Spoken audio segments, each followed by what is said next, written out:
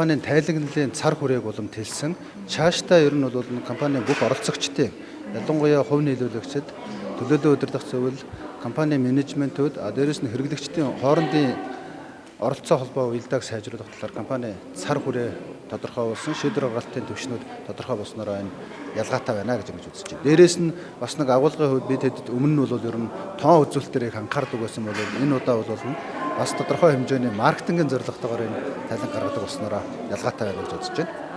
За жилийн тайлан гаргах нь зүгээр нэг юм тайлан бэлтгэх асуудал бол биш.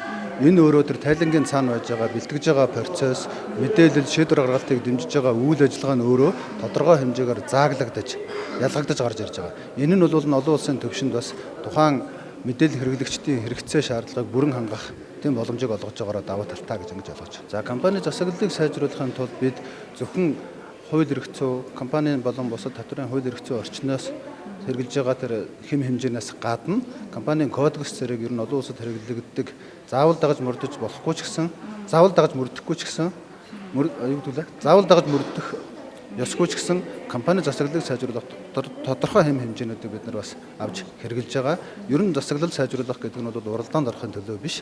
Энэ өөрөө компанийн үйл ажиллагаа бүртэмж, үр ашгийг дэвшлүүлэх, тодорхой шийдвэр гаргалтыг заглах ач холбогдолтой гэдэг утгаараа бид нар энэ уралдаанд бас оролцож хүчээ сурсан юм аа.